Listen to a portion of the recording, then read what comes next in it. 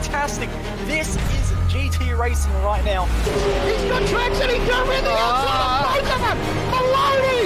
Oh, he's taken Anderson! Anderson's up top! Oh my god! Oh, big crash! Oh my goodness, half the field's gonna get rolled! Second very close. These guys are want to make their way through the field very quickly. This is it! This is over! I can't believe this! Oh my god! God, what?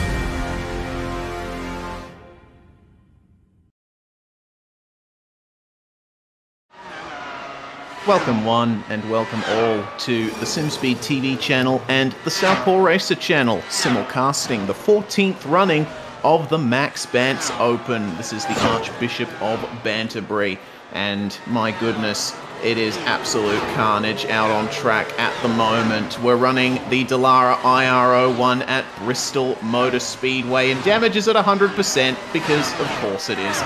I'm Reese Gardiner, the Southpaw Racer, and alongside me, once again for this one, is Jay Kennedy. And Jay, you've already worked a bit of magic there with the overlays. Very professional job on numbering Maxx Bantz in the bottom right corner. 100%, and maximise the mean value with the font choice and the overlays as well. Can't read half of them. Absolutely perfect for this event.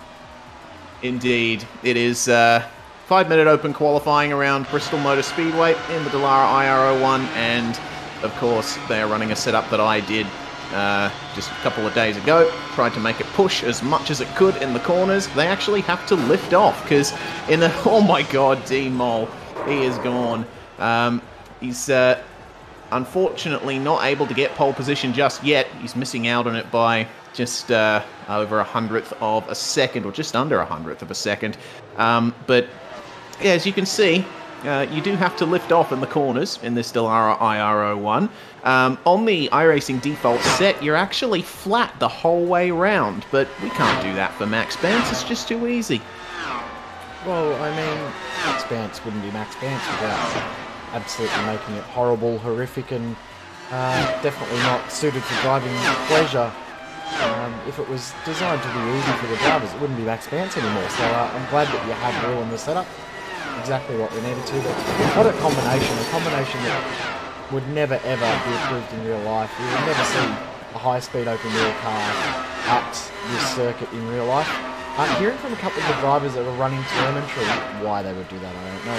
They're actually running 9G through the corner and 5G down the straight. That is how much downforce there is in this car. 9G through the corner means it would literally pass out going around the corner here. Oh my god, this is ridiculous.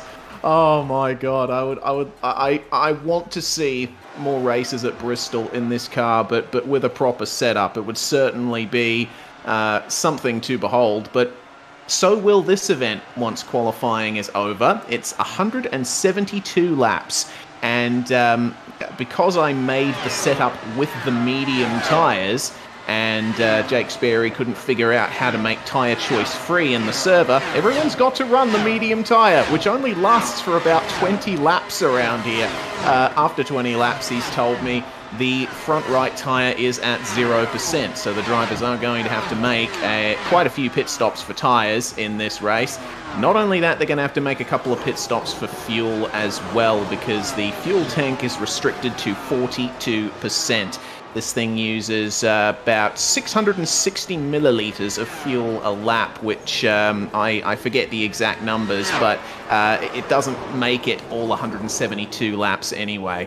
And the reason we're doing 172 laps is because that's apparently the distance that our true founder, Maximilian J. Banter, drove to and from his estate to save the cat of Mr. Tibbles Frumpelkin. That's Jake Sperry's law, not mine. I am just communicating it for the benefit of you all. But hopefully, Jay, we're going to see a very exciting race here with also a competition caution at some random point. Well, not only competition caution, we've got cautions on that will be iRacing generated as well. So that means that we're going to see, well, no doubt, there's going to be plenty of yellow flags throughout this event. We've got no doubt on that. But I'm loving seeing that we're seeing more debris go flying past the static cameras than we are cars. That's a sight to behold for Maxx Bantz. Yeah, it absolutely is. The cat's name, I will fish out the script and read it out again at some point because it's very long. But here is the starting grid then. Jacob Reed is on pole position with Dean Moll alongside him. Jonathan Bain and Brenton Hobson on the second row. Chris Owen and Nate Stewart take up 5th and 6th with Liam Milner and Jimmy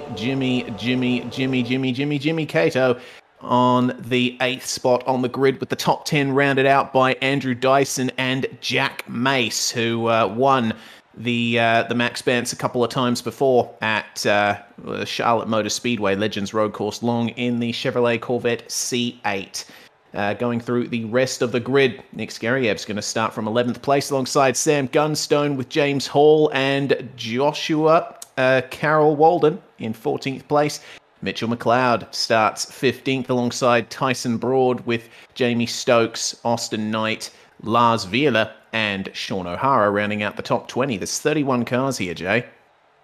Yeah, nice strong field as well. I think we've got 6 former champions, over 7 different championships of this prestigious event, which, if you do win the Maxx Bantz trophy, you do need to print it out and stick it on your fridge. As per the precedents, if I could actually get my words out, speaking English isn't a strong point, the precedents from David Haynes winning Maxx Bantz 1, you can hear my child running past in the background, Benjamin Roberts, Tommy Teasdale, Dylan Bam, Adam Briggs, and then we got JD Brooks, Chad Dalton, Eric and Tilly, Keegan Kusan, Timu Toika, Daniel Stevens, who interestingly got stuck in the catch fence during qualifying and couldn't escape out because his car was still technically moving in the catch fence. Oh dear. And I can't read who the last one is. That is, yeah, I can't read that either. Natso something. There's already been a crash on the formation lap. Perfect. Car number 13 has gone into Daniel Stevens, who is upside down. Again. Yep. Well, that's, yeah, not the best start there for Daniel Stevens. He's pulled it back into the pits. Well, yeah, who knows? He might actually avoid quite a bit of the inevitable carnage that we will see around here at Bristol. Time for the cat's name, because it has been requested. The cat was called Dionysus Liberace Magnus Cornelius Michaels Jones III, Lord Esquire of the Ambles of the Glastonbury Tour. We race in his honour tonight. Love that name. I just want to know what happened to Jones I or II. Yes, very big mystery. I wonder if they were mice. Either way, the pace car's coming in and we're about to start racing here with Jacob Reed on pole as the green flag flies, gets the power down really nicely and gets a massive gap as they come into turns 1 and 2 for the first time. How long is it going to be until the first crash? Very good question. Wondering if the... Oh, yep, there we go. It's already happened, and the yellow flag is out, and we have only completed 1 lap so far. That is a car way up in the barrier, and I couldn't quite catch who it was. We've got a few cars actually turned around. Sean O'Hara in the pits with heavy damage. Chad Dalton has lost his front left. Tommy Teasdale, who won the Maxx Bantz at... Le Mans in the sprint cars, he has also lost his front wheels, and massive damage on the front wing for him. So many casualties here from an early incident. Josh Carroll Walden also coming into the pits and getting it done there, as everyone has to slow down to let the pace car by. Must say, I'm disappointed that we're using this pace car. Would have much preferred to see the Kia Optima, Toyota Camry, Ford Fusion sedan. Me too. Would have very much preferred that. Proper meme, that generic iRacing pace car.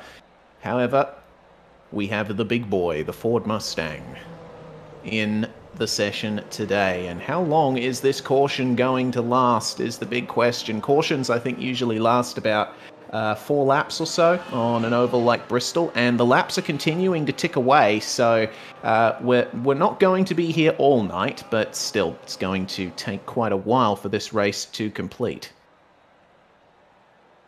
Will take a little bit, but I think once we see a few cautions get out of the way and the field starts to spread a little, we'll start to see a little bit cleaner racing. But then again, cautions and wrecks are definitely a part of Maxx Bantz. Now, one thing I do need to say now is I do know when the competition caution is coming, but I will wait before I let you know, Reese, because I did get filled in earlier. But yeah, we don't want to give it away too soon because it is a surprise for the drivers.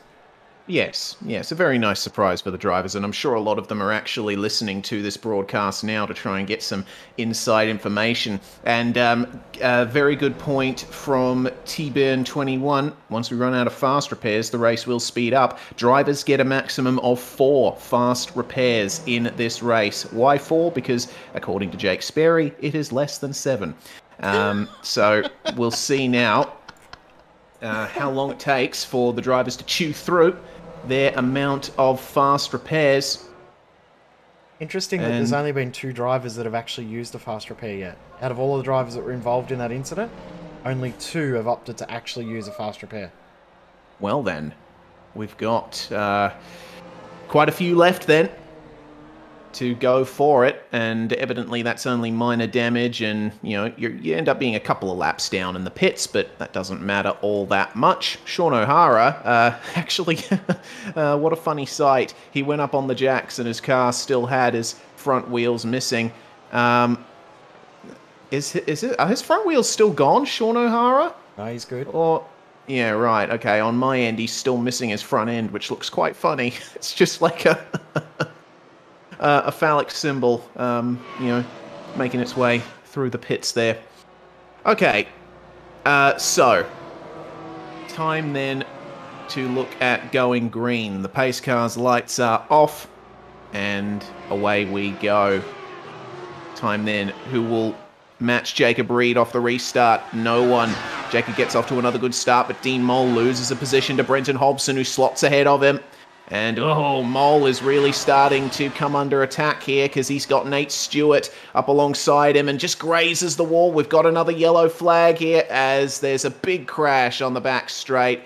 Looks like Mitch McLeod has gone for a spin. Jamie Stokes has collected him, as well as Keenan Cousin, who is going to be the man calling the competition caution tonight.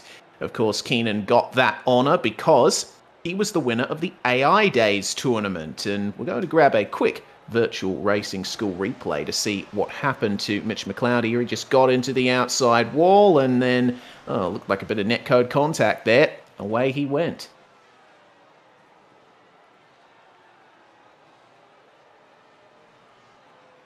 Oh, Jay needs to turn his mic on, apparently. There we go. We're racing on the Tokyo iRacing servers as well tonight, so that will play an impact in regards to netcode. Nobody has good connection to the Tokyo servers in this session, so it means that everyone's going to have a bad time out there. Excellent. Big netcode Bantz right here at Bristol. Now, I should highlight, for those who aren't aware, Jake Sperry, when Maxx Bantz is not running, runs an AI tournament. Everyone who competes in Maxx Bantz can submit an AI driver of themselves to be included in the tournament, and Sperry streams the all AI races on his Twitch. And Keenan Cousin's AI driver was the one that came away with the most points in this season of the AI Days tournament. So Keenan gets the honour of calling that competition caution that will be coming a bit later. But again, Jay is the only one in this box who actually knows when that caution is going to come around. So then, we've got a few more cars that have made their way through the pits. Mitch McLeod is now out of his box. Tyson Broad is still in the car, but missing both his front wheels. And Lars Vila is in the box too. Everyone else still out on track. And also got confirmation from a couple of different drivers that they are not listening to what we're saying. So, right. So I am. Take that what you will. Mitch McLeod's not listening while he's sitting in the comms box with us either. Yeah, of course. Oh god, it's a typical SimSpeed broadcast here with one of the drivers just sitting in the box with us.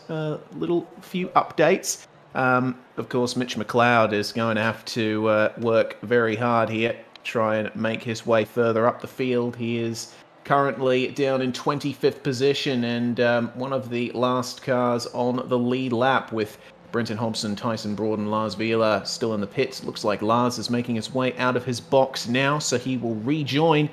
And now Jacob Reed is going to take point as we're expecting the lights to come off on the pace car pretty soon. Now, of course, if you are new to seeing this car on iRacing, this is a fantasy car that was built over the COVID lockdown period with Dallara and iRacing basically producing a car that they think would be amazing if we could build it in real life, to have sort of a hybrid of an F1 car. It meets IndyCar, meets retro F1 car, meets anything and everything else all mixed into a car that seems to be very, very polarizing for the iRacing community on whether they love it or hate it. Yeah, indeed. It's a very polarizing car indeed. Uses ground effect and a V10 engine, so it's got plenty of torque and plenty of grip through the corners. It's another really good restart from Jacob Reed, but it looks like Dean Mole has not gotten off to a great restart. Once again, he's fallen down to 4th place there, with Nate Stewart and Chris Owen now taking the rest of the top 3 spots, and Liam Milner moving up into 4th place as there's a big yellow flag. Andrew Dyson gets into the wall and collects a bunch of cars. Looks like the first of them was Sam Gunstone, and then there was a bit of contact down low between Nick Skariev and Eric Intilli, a former Maxx Bantz champion. So plenty of carnage there on what is now lap 14. There you go. There's some sound effects from Harrison in the background. Boom, my goodness. Bounced off the wall there. Dyson had no hope. Yeah, no hope whatsoever. And that car is utterly destroyed. So now everyone slows up and gets ready for yet another caution here. Thanks very much to Virtual Racing School for your support of us here at SimSpeed TV. Certainly been a long-time supporter of this little broadcasting firm we have. Who needs green flag racing anyways, indeed. It's going to be quite a long period here of just constant cautions. Timu Toika, what do we had? 3 half laps of green flag running. He started in 29th. He's up 18 positions already. Wow, Timu Toika really starting to motor his way on through the field here. And Timu, of course, won the 3rd running of the Maxx Bantz Open. It was Revenge of the Yeet, I believe. That was the Cadillac at Suzuka. Yes. My memory's not what it was. But Timu Toika taking the win in style in the 3rd running of the Maxx Bantz Open. He came close to winning the first one as well, the Mustang at Zandvoort, where everyone started on 1,000 points and lost points, depending on how far down they finished. No, Sperry has corrected me. Puhaka was the one who won number 3, so Timu won at the Wild West in the Pontiac Solstice running of the Maxx Bantz Open. That was horrible too, wasn't it? Oh yeah, that was absolutely horrendous. Everyone was having a very tough time there in a very tough format indeed. So yeah, we've had 2 finish winners of the Maxx Bantz Open so far. See if we can get ourselves a couple more in future runnings. So what's the update on fast repairs, Jay? Has anyone used any fast repairs yet? Yes, we've got one. The highest placed driver that has used a fast repair is the driver of... Who is that? Chad Dalton. We've got 1, 2, 3, 4, 5, 6, 7, 8, 9, 10, 11, 12, 13, 14... 14 drivers who have used one, and 1 driver that is on their 2nd already, that being Sean O'Hara. Righto. And Chad Dalton is in 11th place at the moment. He's going to be starting alongside Teemu Toika, the former champion, on their way towards the green flag. Everyone's formed up. The pace car is coming in now. And Jacob is probably going to get off to another really good start. Just absolutely darts away at the green flag as we are racing once again in Maxx Bantz XIV, the Archbishop of Banterbury. How long is it going to take before we see another caution? Can we get more than a couple of racing laps in? It looks like Nate Stewart is really pressuring Mr. Reed up at the front. We're seeing some actual battling for position here, and Nate's trying his best. We've gone a lap. Fantastic. But you see just how much aero push there is and how close they are to already starting to lap cars here. They got Keenan Kusin just up ahead of them, trailing this pack here. They got Adam Briggs and, oh my goodness, Nato, number 13. He's actually stayed off the circuit, so we are caution-free. We stay green, despite there being a crash. And here we go. Dylan, bam, lets them go, the top three, as they continue to try and pick their way through the traffic here. Keenan Kusin trying to get a position on JD Brooks, but here we go. Oh, almost a bit of contact there. No. Oh no, the top two have been involved, and up and over goes Jacob Reed, tumbling. Incredible scenes here at Bristol. Wow, that's a big wreck too. Oh my lord. He's going to have to escape and tow that way.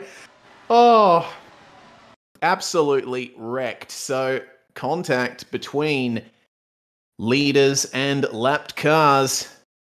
There's going to be some words being said here, as this looks like slow motion here, but it still looks amazingly fast, because the Dallara IRO01 is so quick, and that's how it happened. From leading the race to tumbling into the air, hero to zero goes Liam Milner. Absolutely. Beautiful. It almost needs like a ballerina tune on with it. Like gymnastics. Put Chariots of Fire or something like that. Yeah, perfect. That is incredible. So, with all of that, we've got people going for the pits now because the tyres are really starting to fall off with the amount of racing laps they've done. Coming through the pit lane, Jack Mace, Liam Milner, Nate Stewart, Jonathan Bain, Jamie Stokes, Jacob Reed still in the pits there.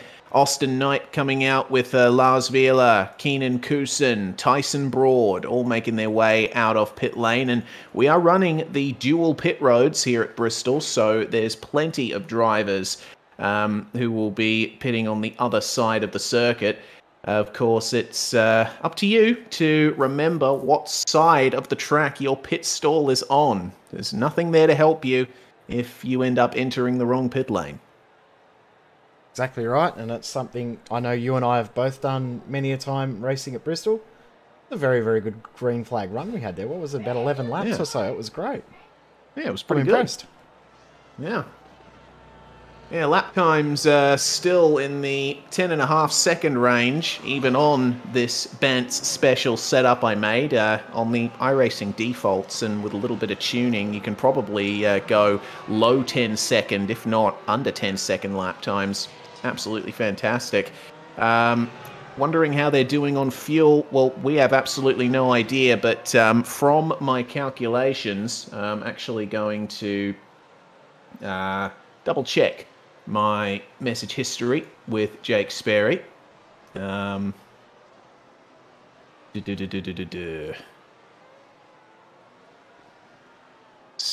122 laps is a full tank. So if I just go 42 out of 100 times 122 and completely mess up on my calculator, press the multiply, not the divide symbol as we go green again. 50 laps or so per stint every driver's going to get. So looks like they won't be pitting anytime soon here. Maybe in the next 20 laps as we are green again. And oh my goodness, that is huge. Oh my God, that's taken out a few cars there. Josh Carroll Walden being the driver involved in the midst of that. He didn't get the best of restarts there and just got plowed into by Eric and Tilly. Got turned around, and that took out like 4 or 5 cars ultimately.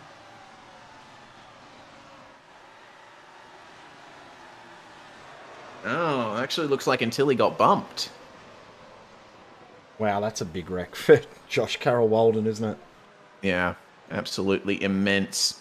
So Eric got a little bit of a bump there from Jack Mace, a former champion. He's currently in the pits with one wheel attached to his car. There's the onboard. My goodness. This is very stressful to watch, isn't it? Love it. iRacing's new damage model in its full glory here. Love watching the debris fly everywhere. Debris. Yeah. We've made it nearly, we've made it over a 6th race distance already. Which yeah, is right. Not too bad, even though we've had 5 cautions. It's gone reasonably quick. Yeah, it has gone reasonably quick. It's been certainly been a bit quicker than I thought it would be with the amount of cautions. Now, Wee Missile, I take issue with your statement that this is too silly. This is the whole perfectly... point of Max. Doing something sensible means that it would not be Maxx Bantz. Absolutely. I'd say that this is perfectly sensible for the circumstances that we're operating under. And as you can see, we've already seen quite a bit of excitement in this field so far. Dean Mole has managed to make it to the lead. Of course, he's been involved in a couple of crashes himself, but he's been competing more or less up the front the whole time. And Teemu Toika threatening there to take another victory. If someone has a number and an X in their name, that number is the amount of Maxx Bantzes they've won in the past. So, keeping very good track there of who is having what kind of success. Jacob Reed is currently first behind the pace car, which is where he was at the start of the race, incidentally. He was the pole sitter. And the issue is he's now 4 laps down. Yes, so there's going to be some... well, I would have said there's going to be blue flags, but there's no blue flags in oval racing, so Jacob can race however he wants here. Wondering if he's actually going to get a wave around behind the pace car. Not too sure. You should get a wave around now once the pace car passes the start-finish line. The lights will go out, and he will get waved. Yeah, there we go. Jacob Reed will come around to the back of the pack as there's a car in the pits, Jamie Stokes. He has come to a stop at the end of pit lane, waiting for the pit exit to open up once everyone goes on by. Yes, indeed, there are some real-life rules in this race. Not many.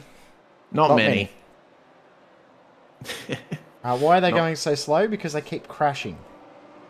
It's a simple reason. And that is indeed the reason. As they form up too wide. Getting ready for another restart here. Dean Mole actually got matched on the start there by Teemu Toika. And they run side by side through turns 1 and 2, but Mole gets the slight advantage. Let's see how much they clean up their act here as, oh, there's a bit of a battle there in the back as the yellow flag is out again. Eric Antilli's losing his front wing there. I wonder why. It looks like Jamie Stokes has gone for a big old spin, and wow, there was a big crash up ahead of him. Oh, no. Oh, careful, guys. Come on. This is just not good enough.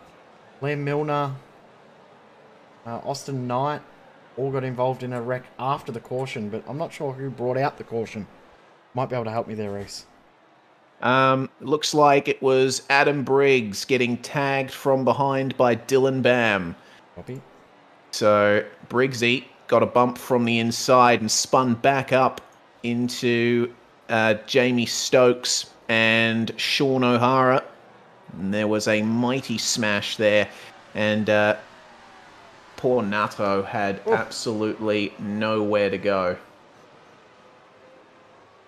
That was a good one. Yeah.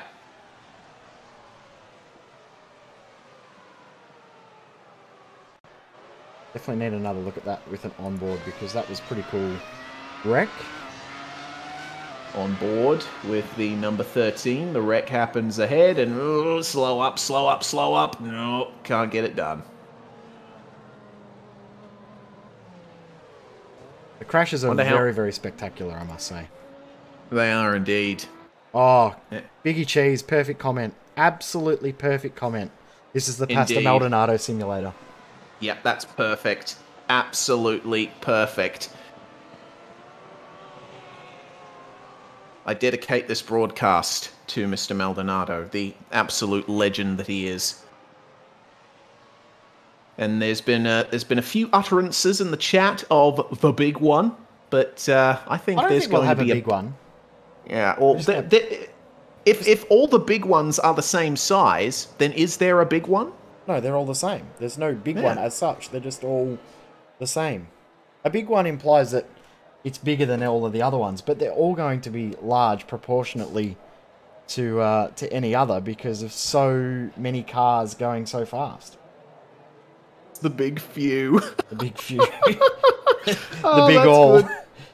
I think the caution that we see that comes out that's a self-spin and only one or two cars are involved, they become the small one and every other crash is the same. Indeed. What if the big one is all the friends we made along the way? Indeed. Way too nice for Maxx Bantz. Calm that down. Yeah, we've got to have a little bit more negativity than that.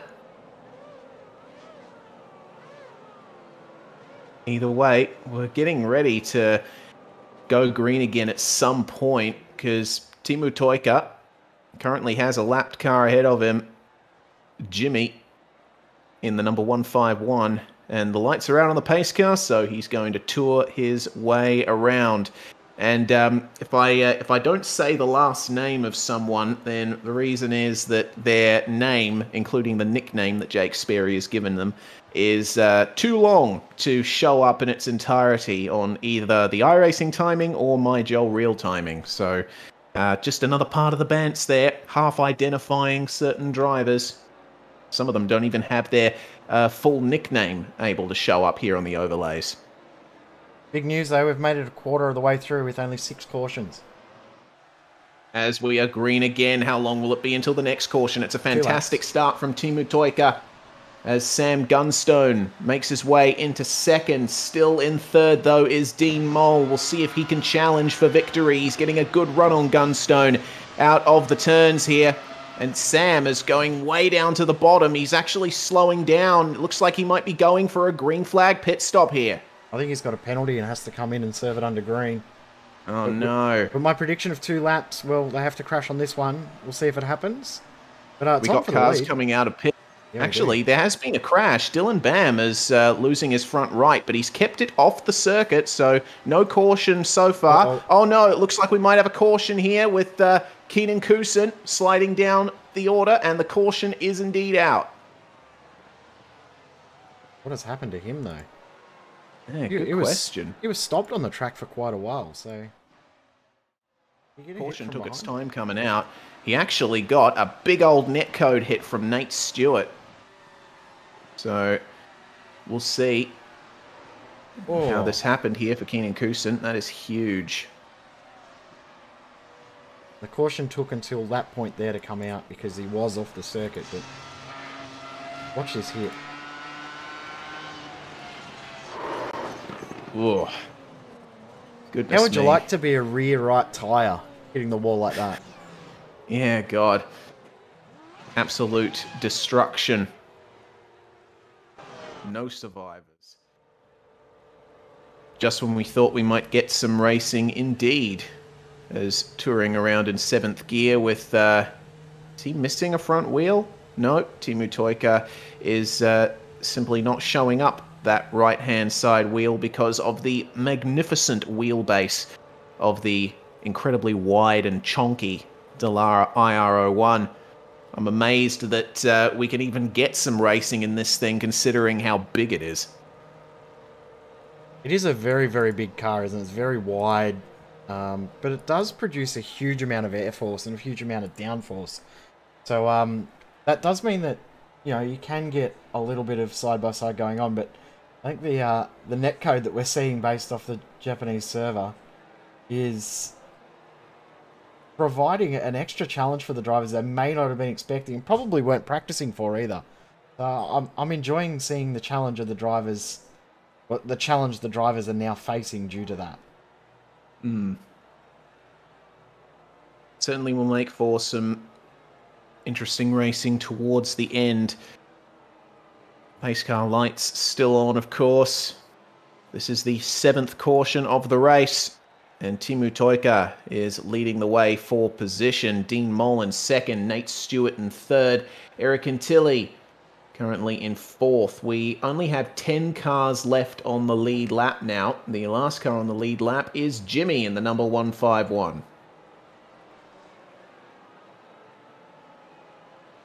Interesting, Jimmy doesn't have the longest name out of everyone in this race as well. Chad Dalton's name is a little bit longer. Joshua Carol Walden's name is quite long as well. So these guys have got long names, but their position is quite low in the field at the moment, except for Chad Dalton. He's sitting in 6th. Sperry might have to work on that and make the names even longer for the next Maxx Bantz, so we have no idea who is who. Yeah, make the names so long that on these overlays they're just absolutely unreadable, like one of those eye tests that I had to take earlier in the week. Getting new glasses, Jay. Oh, look out. Yeah. Good times ahead. You blind person that I can't speak about because I am blind too. Indeed. Certainly not blind is Teemu Toika. He's got all of the track ahead of him as he gets off to a good start. Dean Moles having to defend for 2nd from Nate Stewart as they make their way around the first lap. After this caution, once again, lap 53 of 172 completed. Eric Antilli maintaining 4th with Austin Knight all on his own in 5th, and we have the caution out once again. What on earth has gone on there? I am not seeing anyone stopped out on track. Neither. Interestingly enough. How on earth did that happen? I don't know what the caution's for either. The only car I could see that was stopped was Kenny Kusan, but he was already stopped in the pits, so I'm not sure who it was or what it is for. I can confirm it is not the competition caution. Not the competition caution. Okie dokes. So, I'm going to check out what's gone on in the midfield here. Has there been any big contact? Ah, there we go. I see what's going on here. There was a spinner. And it was Lars Vila, I think. No, actually, no, it was not. It was Tommy Teasdale who got spun around. Bit of contact with Jack Mace from behind. The netcode, of course, in full effect there. There it goes. Oh, nice 360, though. Yeah, very good.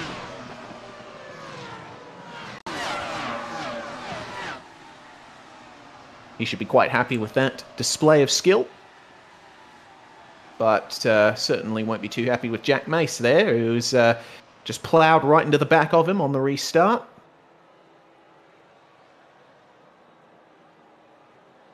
Caution number 8. Indeed, and there are still only 10 drivers on the lead lap. Jimmy Cato is still in 10th place. There hasn't been much of a position change in the top 10.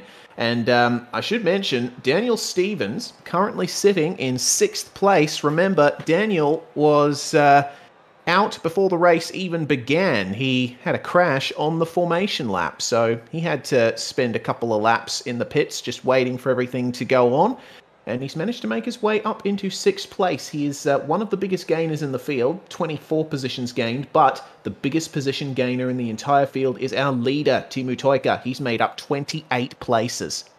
Amazing that he's made up so many. Chad Dalton and Daniel Stevens are both have used half of their fast repairs, and Dylan Bam has used 3 of his 4. Mitch McLeod asking me in Facebook, I have a question. Ask that question away, because I'm sure others have it at the same time, Mitch.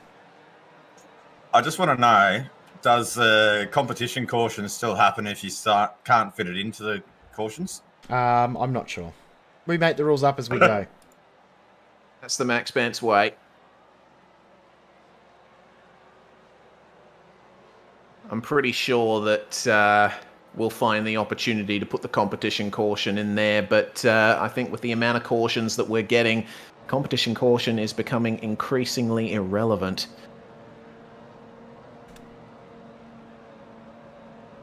Can I also just say I've broken these overlays, and I don't know why or how, but they've now broken. Okay, well, perfect. That is another Maxx Bantz tradition there. The overlays absolutely breaking. As Teemu Toika gets off to another good start here. We're racing again at Bristol with Nate Stewart making up the position on Dean Mole. He's up into second. And, oh yeah, but down onto the apron goes Austin Knight. He manages to keep it out of the wall and out of everyone's way. And he's got no way to get back on track as Eric Antilli here trying his very best. We've got a spinner. Sam Gunstone getting spun there, but he's managed to make it off the circuit. We stay green. Well and truly on for the lead as well. Sorry for second and third. No, caution out now. Yeah, right on cue. Out comes the caution as, wow, that is absolute Mitch, bedlam down there.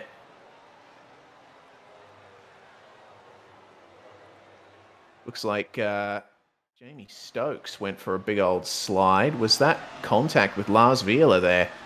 Yeah, looks like Jamie Stokes got into the wall by himself. And then he went into Lars Viola, and both of those cars ended up spinning.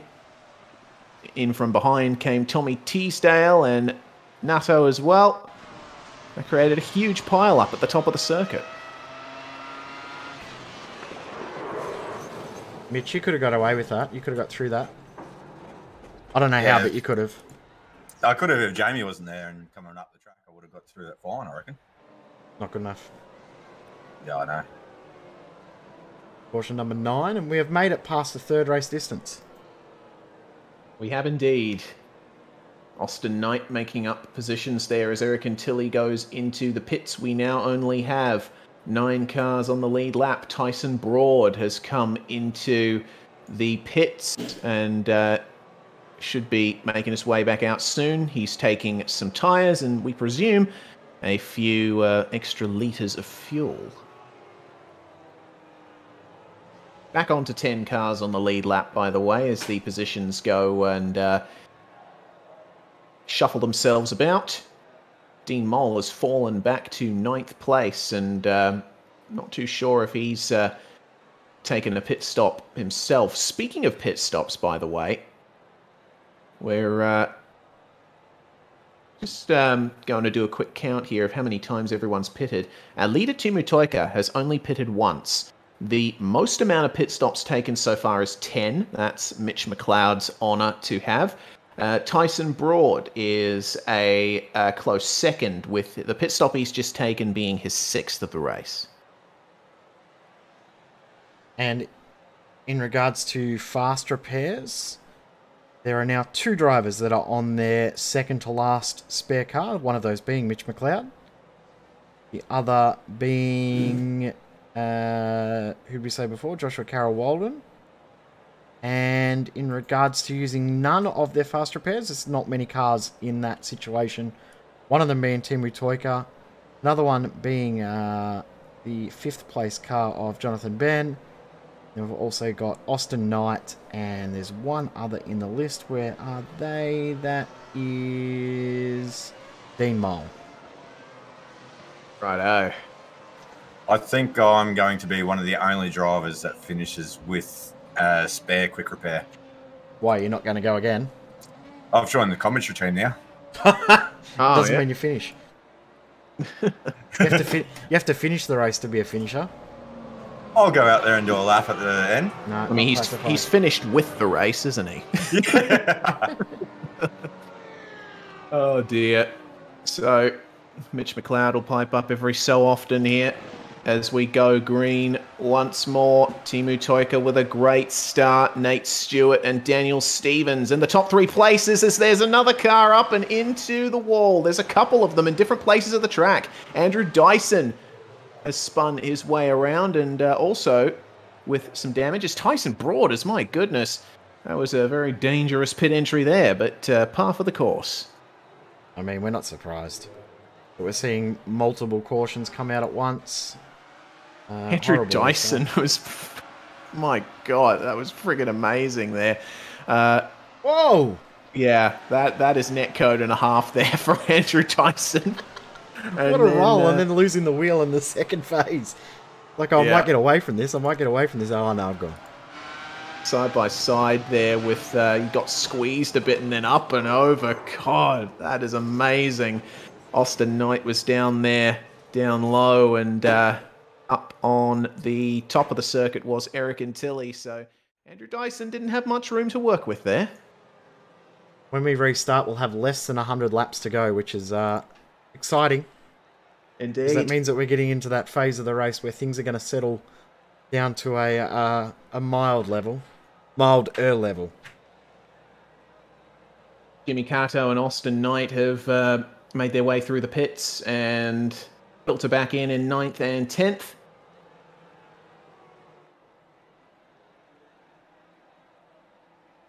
And we still have 22 cars left running in this race. Andrew Dyson is currently in the pits. I don't know if he's going to make his way back out, but we have the number 40, the number 13, the number 15, the 5, the 33, the 88, the 14, and the 074 all out of this race. Mitch McLeod, Nato, Jamie Stokes, Dylan Bam, Sean O'Hara, Brenton Hobson, Nick Skariev, and Benjamin 1000 bits to Sperry on Twitch. I am unaware of his last name. Yeah, I can't see that far either. Roberts. Benjamin Roberts. Some of these nicknames we don't understand, others we do. It's most of them are jokes within Sperry and that person, so that is why we don't understand the jokes, but neither will you, so we feel the same as you trying to work them out. Maxx Bantz is the ultimate in-joke sim racing series.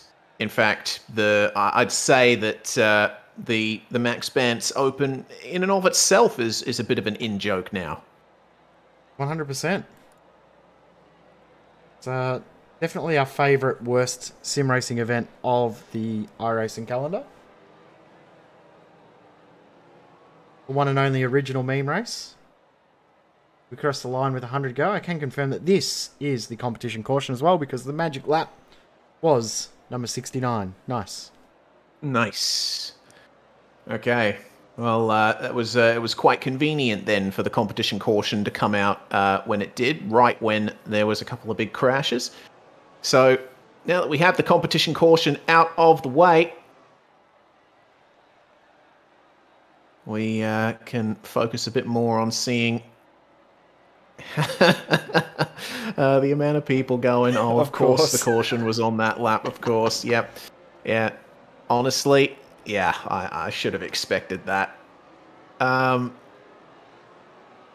Pace car is in. We're going green. Timu Toika leads the way. How far are we going to get this time before the next caution? Nate Stewart and Daniel Stevens, second and third. It's on for fourth as Jonathan Bain is starting to face some pressure here from... Oh, my goodness. They got concertinaed by Chad Dalton there. And up the inside goes Chris Owen. To the inside goes Dean Moll of Jonathan Bain and moves up the position. Can I just say I love seeing Daniel Stevens and Jonathan Bain's cars. They're both amazing. Jonathan Bain running with donuts. And Daniel Stevens looks like he's running with cheese. Excellent stuff. Donuts and cheese. As this is quite a good green flag run we're seeing. Oh no, it's going to go over, I think. Yeah. Oh, Liam Milner actually going off the circuit down on the apron. No caution this time. Not my fault. Is it sad that we're seeing a long green flag run and they've only done 5 laps? Yeah. Yeah, it's absolutely tragic. The top 3 have broken away from the rest of the field here. Timu Toika has got a nice lead over Nate Stewart and Daniel Stevens, but they've got quite the gap back to Chris Owen, who should start to make up some ground here if his tyres last. Remember, the medium tyres here, they only last about 20 laps around Bristol until they go absolutely bonkers. Chris Owen starting to make his way through the lapped traffic here. Oh, there's debris on the track, and there's the caution. Yeah. Out comes the hardest working Mustang in the business, as the chat so wonderfully proclaimed some time ago.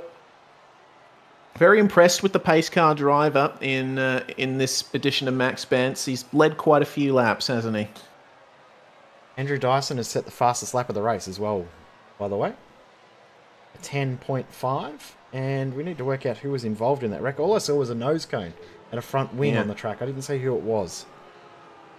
Well, we've got Jimmy Cato in the pits here. Oh, look at those white wheels. That is art right there. Virtual Racing School replay. It looks like Jimmy Cato went into the back of Adam Briggs, and then some slight damage to the front suspension there. He wasn't able to keep it out of the wall. And that was that front wing that we saw when we were on board with Chris Owen. We saw him run over. And, oh, yeah. I think we might have got away with that if someone didn't actually make contact with him. If everyone stayed single file, we may have stayed green. There's pit stops underway. And a lot of them. Indeed. Yes, Timu Toika coming into the pits, which means Nate Stewart filters through into the lead of the race. But he's going to take his pit stop very shortly. I think he might be on one of the, or on the opposite pit road there. Where is Mitch? Out, it seems. And he's advised me that he quit the comms box because he may swear, and he decided that's probably not the best. But then again, it's Maxx Bantz, so we're not too stressed about it because we've sworn in nearly every single one of these. Yeah, well, yeah, actually, it only took like 5 minutes for you to swear in the last one, the Maxx Bantz. Yeah, it was the one at Charlotte, yeah, wasn't it? In the C8, yeah. The only time I've ever sworn on a SimSpeed broadcast was during Maxx Bantz, and I did it on purpose. Indeed. We don't have to abide by certain rules and directives. Well, what are they going to do? Take the series off the air? Meh. Yeah. It might be our way of trying to get rid of Maxx Bantz. Purposely swear on the broadcast so we don't have to do it anymore. Oh my god. Oh, why hadn't I thought of this earlier?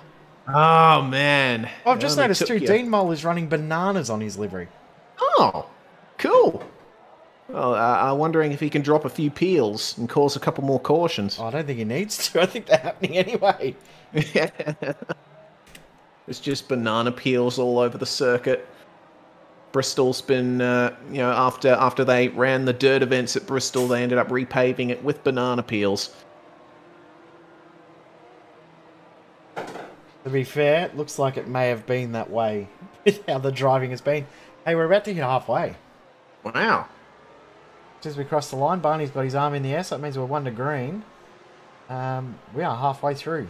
We've completed 86 laps. We've got 86 to go. So, at this rate, we should be done in about another hour or so at the pace we're going. See what happens. So, Tyson Broad making his way into the leading spot here as the field filters up behind the pace car. And into the pits the pace car comes. It's a friggin' amazing jump from Tyson Stewart Broad there with Austin Knight just keeping everyone behind to stay in second. But Chad Dalton coming under an attack here from Nate Stewart. And Nate goes up the inside and takes that spot from him up into third now for the number 16. All the way up at the top there is Eric Intilli with the multicoloured livery. He's got the WinRAR trophy on his airbox. Remember, he is a Maxx Bantz champion. Whoever wins this one will get that same JPEG sent to them. as we're starting to get some pretty good single file racing here. Chad Dalton losing places, dropping down the order like a fly, with Dean Mole getting past him, and now Timu Toika past him as well. Dalton's just stuck on the outside here. He's got nowhere to go, and there's just so little space between all the cars running down on the bottom. As that was contact with Sam Gunstone. Gunstone getting airborne. Incredible stuff. Love. Oh, I mean. Oh no. Oh no. Who was there that? We go. Eric and Tilly. Jack Mace and Chris Owen. Yep. Chris Owen's in the wall. We're still green for now. Even though Chris Owen's only got a couple of wheels on his car. In the middle of the track. No! Oh my god! No. Oh, if anything is the big one, it is that. My goodness.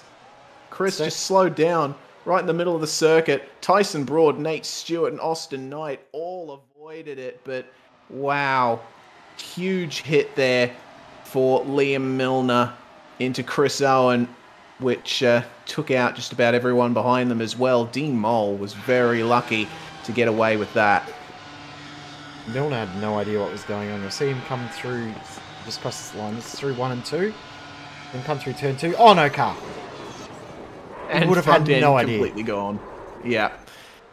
And all you see from then on is an ocean of broken Dallara IR01s. Incredible stuff. Oh, man. I'm, don't really know what to say at this point. Really par for the course, these cautions that we're seeing with such big contact as Chad Dalton into the pits. There's a interesting little moment there. I'm just going to try and fix something in the background at the moment, Reese. I'll be back in 1 second. Okay, so it is myself solo for the time being. It's Chad Dalton makes his way out of the pits. Jay fixing something in the background. I'm not too sure what it is. Austin Knight making his way out of his pit box with Josh Carroll Walden coming in for a routine stop as well, taking tyres. Daniel Stevens and Eric Antilli stricken in the pits, as well as Jack Mace and Sam Gunstone. Liam Milner still in his car. Chris Owen has exited his machine. So adding to the long retirement list that we've got here as, goodness me. It's Daniel Stevens. I was wrong. I thought it was cheese, but they're minions. Oh God. Minion cupcakes, even. Oh no. That is Horrific. Yeah, close to the worst thing I've ever seen.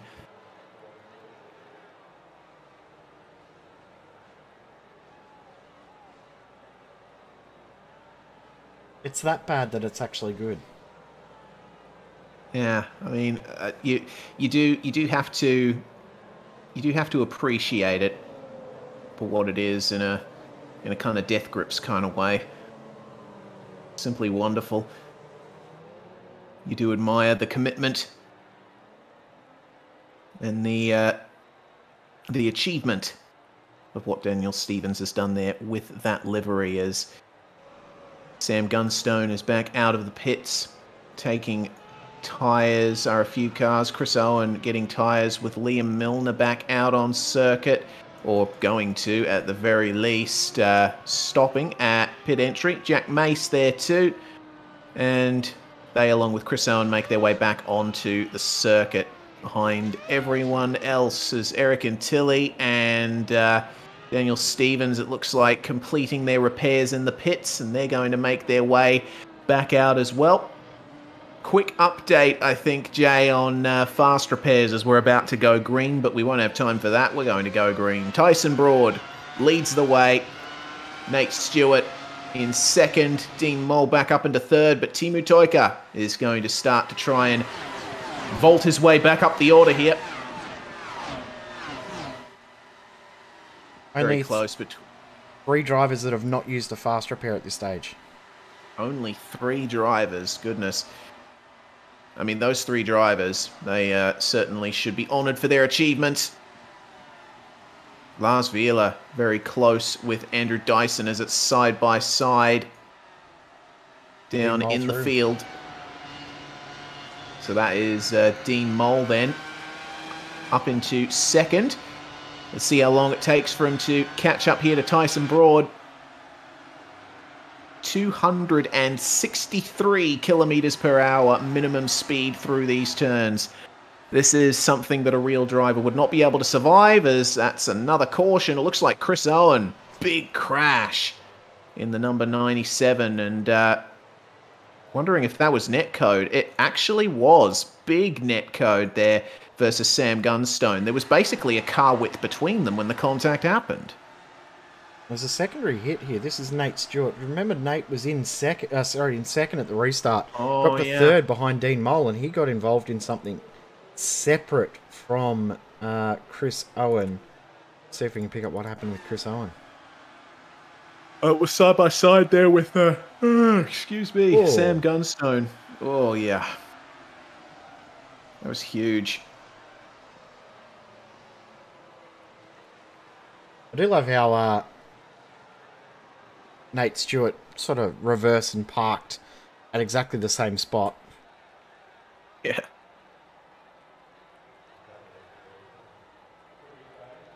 Truly, the world is full of surprises. Beautiful. Look at that. GP2 engine. We've got the Dogecoin that's done into a Red Bull style logo. Amazing. Yep. And the magic number there too. Such bull. That is now that is true art right there. I enjoy that. Tyson Broad out of the pits. He's still there in 6th place. But now, it's looking like we only have 6 cars left on the lead lap. Dean Mole, Timu Toika, Jonathan Bain, Austin Knight, Chad Dalton, Tyson Broad. Your cars on the lead lap here. Fast repair count. We have 1, 2, 3 drivers yet to use a fast repair. The only driver in the top 4 that has used one of his fast repairs is Timu Toika. The other 3 in the top 4 have not. The Dean Mole, Jonathan Ben, and Austin Knight have not used a fast repair. Nobody is on their 4th spare car yet, but we have a few drivers on their 3rd. 1, 2, 3, 4, 5, 6 drivers on their 3rd of 4 cars in this race. And was Timu Toika one of them? Timu Toika's only used the 1 fast repair. Ah, righto. Okay, cool. For a second there, I thought it was going to be crunch time for Timu Toika. He'd be living on borrowed time up at the front. But we are about to get going again here with the pace car lights off. Everyone's going to filter through into their double file rolling start once again. Spectral Umbreon, how have there been 3 cars not to use a fast repair? Very good question. It is a mystery to us as well, with the amount of carnage that we've seen in this alleged race. I'm more surprised that nobody's used all of them. Yeah, I am too. Very surprised. Guys. Get out there, get back out there and improve that number. Indeed. We want more crashes. Dean Mole gets the restart very nicely. Absolutely nails it. With Timu Toika filtering into 2nd. Nate Stewart's making his way out of the pits as they go green. It's going to be difficult there. Oh my goodness, there's a big crash there. That was Jimmy Kato that's gotten turned around there. It actually looks like his rear wing was not attached properly, and he was having a lot of trouble keeping the speed up there. Rear end contact from Liam Milner sent him around. Watch this when Jack Mace hits the wall. Bang. Oh. All rides for a second, up and over. And then that is car done for him. He'll have to use his next fast repair, which will put him down to 4. But, let's look at this restart. So moving on through, that's Eric and Tilly, I think, with, yeah, there you go. There's the big contact there for Jimmy Kato.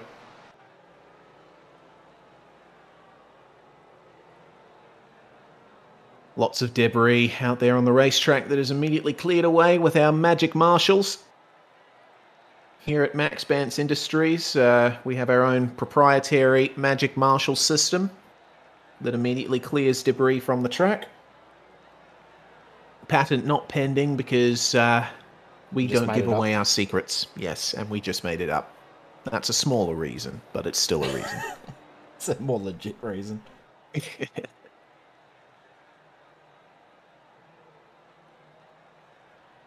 60 to go. We're getting there. Indeed we are.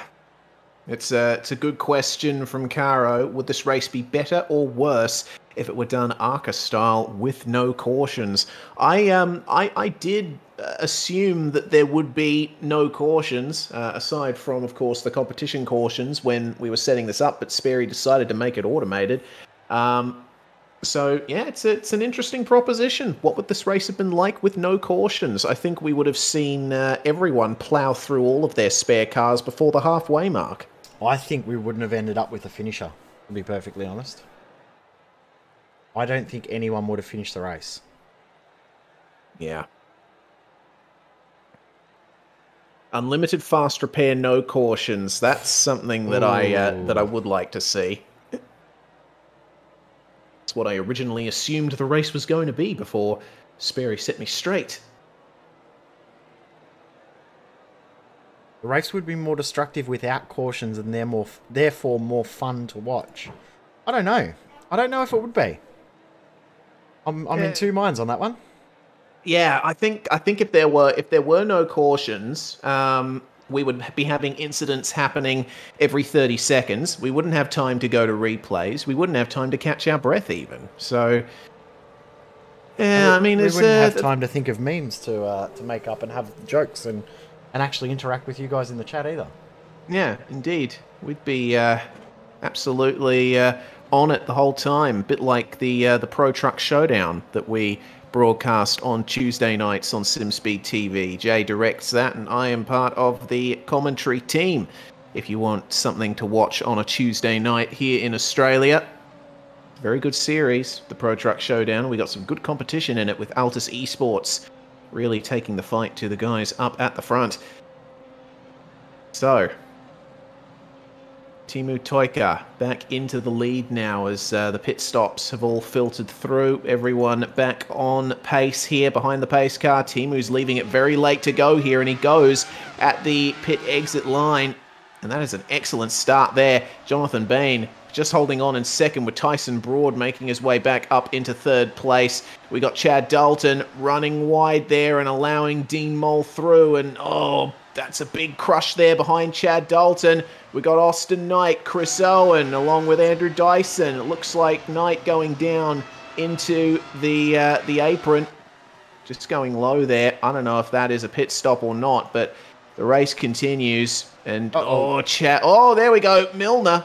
Oh dear, Tyson Broad.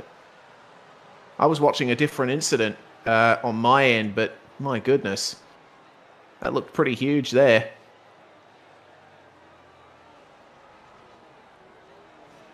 Trying to pick up, you said Milner was involved in the other incident. Yeah, Milner was just slight contact with Chris Owen. Looked a bit netcodey from where I was. See if I can pick it up. Well, either way, for Tyson Broad, it was contact with Dean Mole coming into turn one. Here is the... who are we looking at here? There is Broad getting up into the wall. Massive hit there from side-by-side contact with Dean Mole, as netcodey as ever.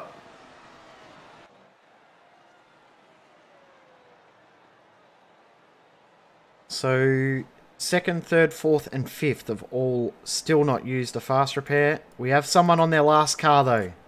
Chris Owen is now on his final car in this race. 15 laps down. This is what we love about Maxx Bantz. People continuing to race even though they've got no hope of winning. Because no hope of winning means you've still got some hope of winning because you're still out there.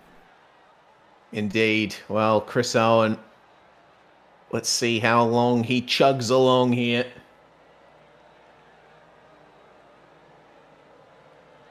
Chris, of course, the last car running technically in the order. Down in 23rd position. Still have 23 cars in the session. Never give up, indeed. See what Chris Owen can do here in the final 50 laps of this race, as we do have 50 laps to go now.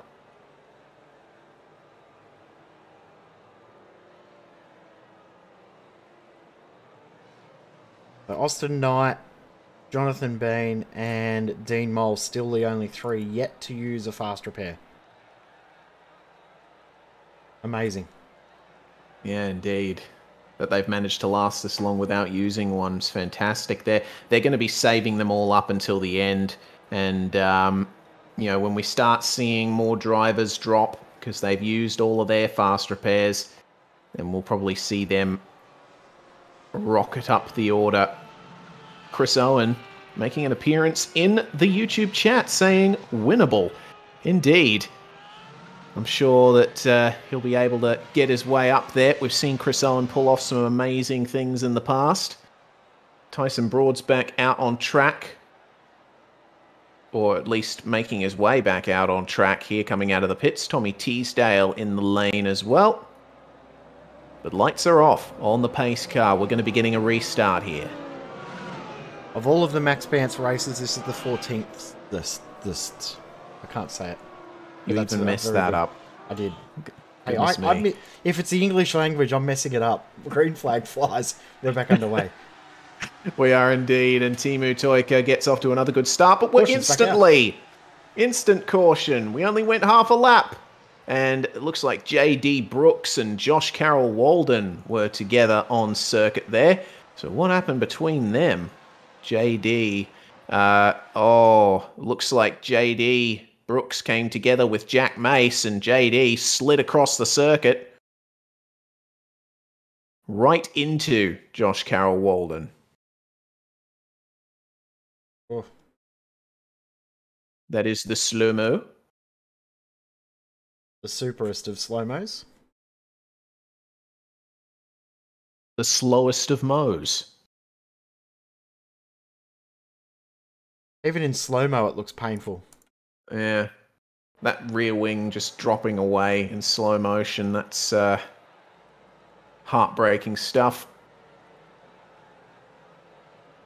Mr. Toika behind the pace car, as that's a wave around for Eric Intilli in 8th place. The leading car a lap down is Josh Carroll Walden. But he's making his way through here. Speeds up at the end of the pack. We only have 6 cars again on the lead lap here.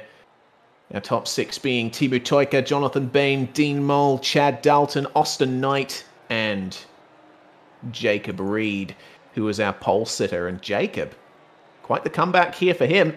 He was mired down in the field some time ago, but he's made it back onto the lead lap and now trying his best to get that win back after setting the fastest time in qualifying.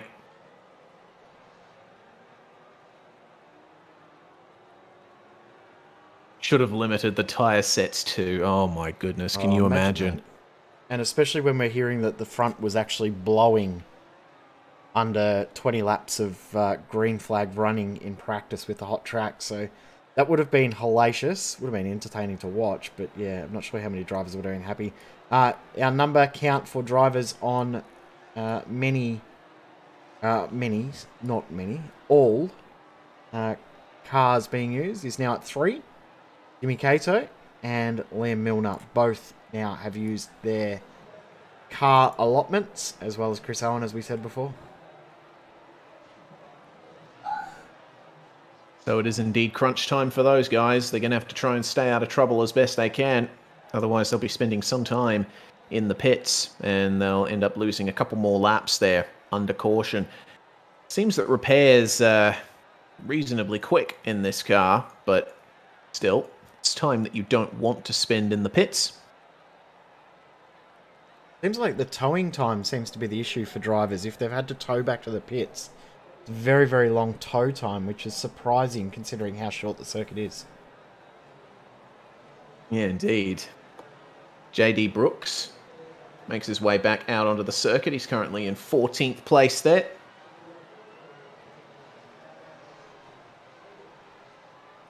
Just some more chat here. Freya Domville raising the possibility of this being only a one incident limit event, like the Spa event. That would be On a technicality, absolutely horrific. It is a 4X event, isn't it? Because you've got 4 spare cars, so you have 4X, you're done. Indeed. Well, we are green again, and Teemu Toika's gotten away to another good start here.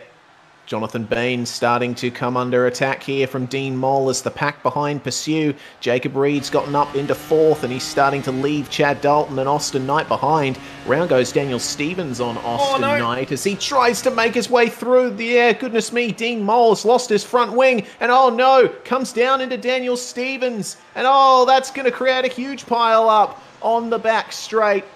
The caution is out. We've got plenty of cars now missing wings. Tommy Teasdale on his top there, upside down. Josh Carroll Walden involved. Tyson Broad involved. Teemu Toika just picking his way through the debris and the carnage here. This started with Jonathan Ben just clipping the wall coming out of turn 4. So he hits the wall here. Bang. Dean Moll gives him a little hit. And then Mole struggles, makes contact with Daniel Stevens. Stevens makes contact with Jonathan Bain. And then Bain back out in front of the field. When I click the right button, I'll find him again. There he is. And causes a parking lot. Chris Owen, the dream I think is done because there's only three wheels left on his only wagon left. He's going to be in trouble getting that one around to win the race from there. And certainly in trouble now is Tyson Broad. He has disconnected from the server. Here's the view from Chris Owen. The contact happens up ahead, and Chris didn't have many places to go there. Oh, the rejoin's going to be the worst. Oh, there it is. Ouch. Just saying hello to everyone in front of him as the pace car zooms by. That's a bit unsafe there from the pace car driver. I love that. You can't hear it in your feed there, Reese, but you can actually hear Chris's car revving the engine, but there's no wheels touching the ground, so he wasn't going anywhere. Oh, my Lord. Well, Tyson Broad went full on into that pile up and lost all functionality of his machine. Unfortunately, it looked like Tyson couldn't get it turned around, so he's elected to retire from this event. Poor Mr. Broad. Rest in peace. Would have been a very good run from him. Certainly was in contention for the win at one point. He still had a car left. Oh, did he? Tyson Broad. Yes. What the hell are you doing, Tyson? Get the hell back in here. Yeah, Jesus. I'm disappointed. That's not Maxx Bantz style. Like, Chris Owen, I can understand him rage quitting because he's got no spare cars left. But you still had a spare car. That is un-Maxx Bantz-like. Unacceptable. Not good enough. And only 4 cars left on the lead lap. Indeed. And could we get a highest number of incidents count, please? Ooh, because yes. We award someone the Brown Star. No, I can't see the number. Oh, damn. That is... Sperry has hidden that number from me. That is sad. Oh, well. No Brown Star awarded this time. I mean, we can still award it, but I can't see the number at this stage.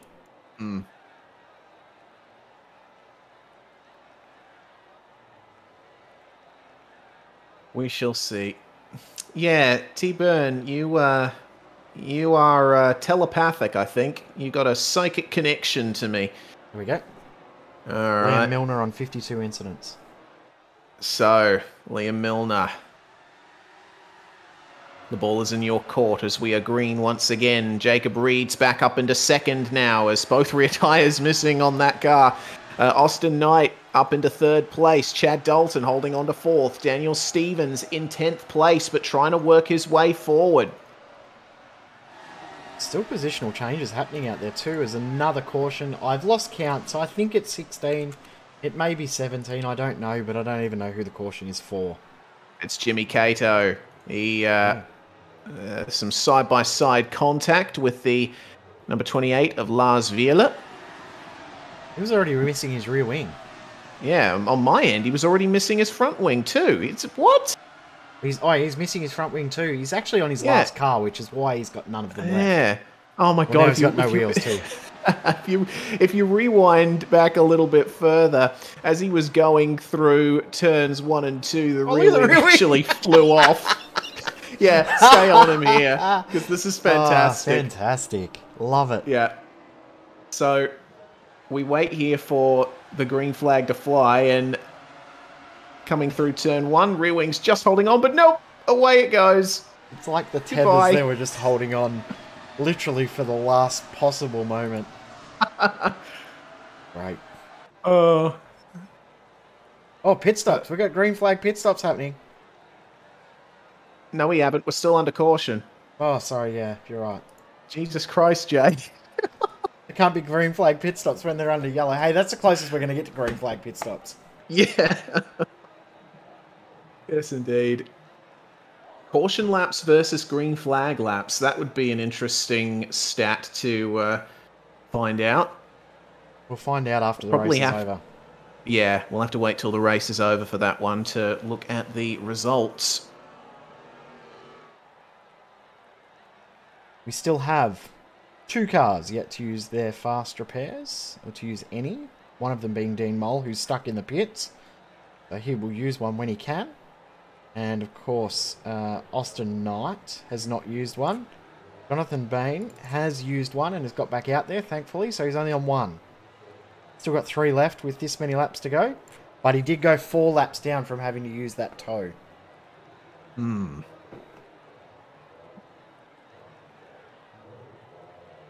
So 4 cars now on the lead lap. Toyka, Dalton, Reed and Knight. All together there up at the front of the field. It is between them, but if any of them come a crop up, then it's going to be an opportunity for someone else to make up a couple of laps. The lead car a lap down at the moment is Eric Intilli. He is 2 laps down at the moment. He has a lap on Nate Stewart and Josh Carroll Walden. They have a lap on Jonathan Bain. It's another 2 laps down to Daniel Stevens. Eric Intilli's still in this because if he stays where he is, even if he stays at the back of the group, he will get a wave around under every caution. There's no doubt we're going to see at least 2 more. Puts him back on the lead lap, back in with a chance. Well, we'll see how the wave around treats Eric Intilli there, but everyone's formed up here on the back straight and we're getting ready to go green once again here in Maxx Bantz XIV, the Archbishop of Banterbury, Teemu Toika, away at the start. And through goes Jacob Reed up into second versus Chad Dalton. Daniel Stevens now starting to really power his way forward. He is towing Jack Mace forward with him, along with Andrew Dyson. Austin Knight is really starting to fall back here.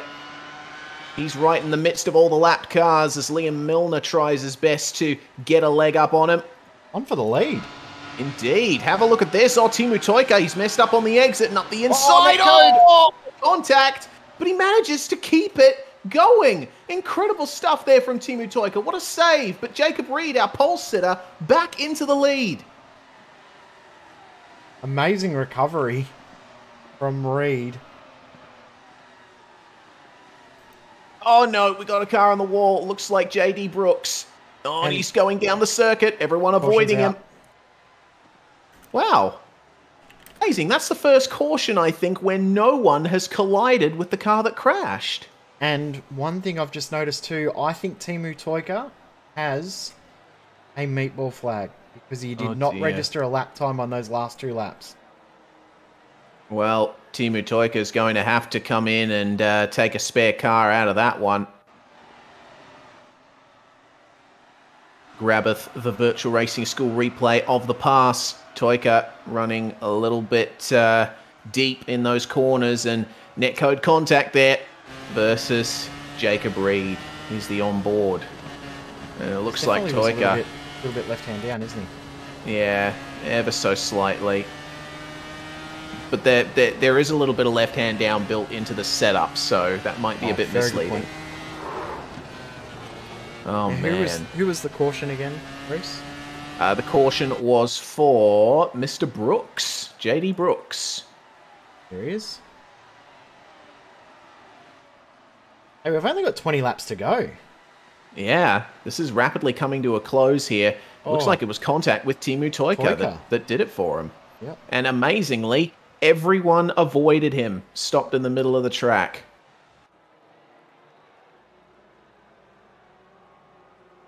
So, Reed comes in to make a green flag stop. Teemu Toika is in as well. He's come in and made a stop.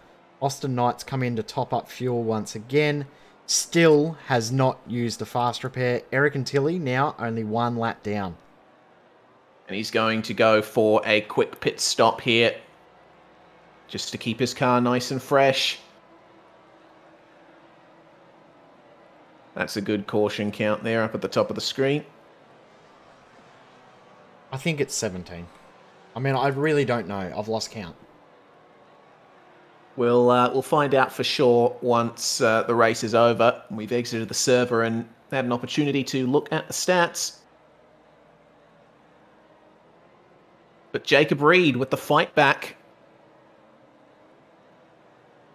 He is right in contention for the lead as Eric Intilli now only a lap down and in 5th place. This could all change in these last 19 laps. There's a few drivers that are going to get a wave around the pace car here because Teemu Toika, as we said, did pit. So Nate Stewart and Josh Carroll Walden have not pitted. They'll get a lap back here, put them only 2 laps down. So we've got 7 cars within 2 laps of each other now, rather than the 4 on the lead lap and the rest 3 or more laps down. That's changed pretty quickly over the last few laps.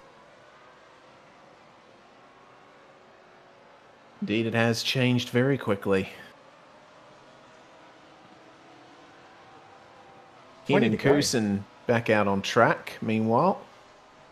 Less than 20 to go. Remember, we've got 3 green-white checkered attempts, so making sure you've got enough fuel in the car, very, very crucial for these guys as well. So no surprise to see all of our lead cars coming into the pits. Make sure that they're set just in case they need tyres for these green-white checkers coming up, because I think we're going to have one.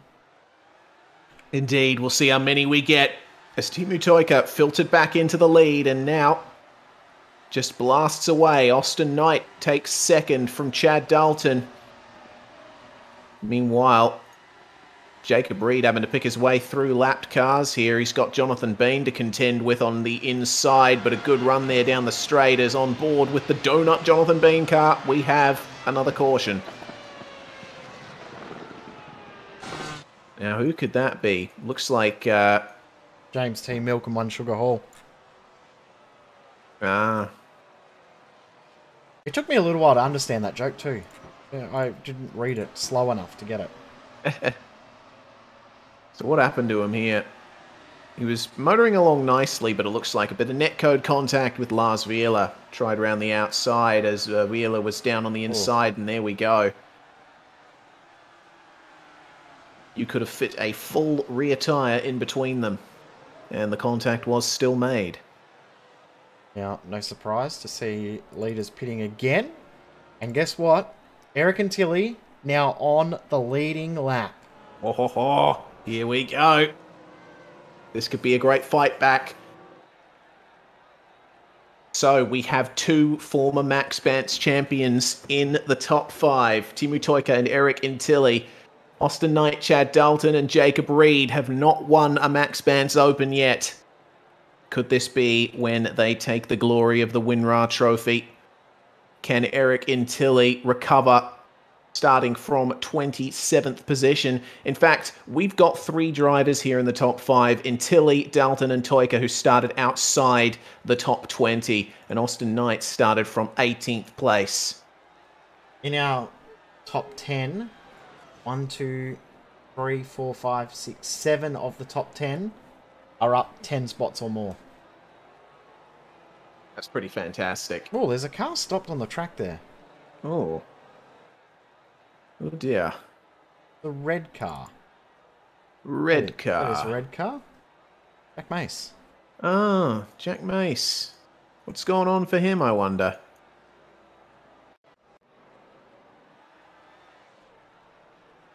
Oh, wow. Oh, okay. It was a very spirited pit exit for him. He just went full speed through the pits and then smashed straight into the wall. Was that a rage quit, I wonder? Rage quit. Wow. He still has a spare car left, so it doesn't make sense. But, yeah, he's done. Mace has an MOT to get to, Jake Sperry right. says in the chat. There you go. What does MOT stand for? No idea. Okay. Either way, he has a commitment. Important. Sounds way more important than Maxx Bantz. I mean, I'd prefer to be anywhere but doing Maxx Bantz. Yeah. Sure, we'd be in any number of more fulfilling life activities were it not for this, but we all choose to spend our time this way. So do the drivers. MOT, Ministry of Transport. No, I think we can come up with a better acronym. Yeah. We can come up with a much better meaning for MOT. Chat, that's your cue. Try and come up with... You got 10 laps. Yeah. As green flag back online, Timu Toika leads the way from Austin Knight from Chad Dalton, but here comes Jacob Reed. He's going to try his best to make his way up here, but Andrew Dyson is making things very difficult for him on the inside. 100% making it difficult for him, but slots back in behind. And I must say there's not too bad a pace there from Dyson as well, so it's going along all right. Have a look at the momentum through the mid-corner there for Jacob Reed as he's side by side with Chad Dalton. We've got to trust the other driver on the exit of the corner as Jonathan Bean now tries to get through as well. But finally move done. 6 laps to go. This race may finish under green. Don't know if it will. We've got green-white checkers to come. Macy's old trash. I don't think is good enough. We need another one. Mother Ostrich training. Monkeys of Time. Manifestation of Trumpets. Maximization of the Bantz. I like that one. I like all of them. Timu Toika, though, starting lap 169. Nice. He's going to have 4 laps to go, and there's a caution. Tommy Teasdale in the wall. And in the pits. Yeah, right. So, this is going to be the final dash, and looks like that was netcode contact for Tommy Teasdale on Lars Vila, who's been involved in quite a few bits of netcode contact in this race. Oh, bam. That is huge for Tommy Teasdale, a former champion himself, but will not take the honours this time around. So this will be green-white checker number 1. Righto.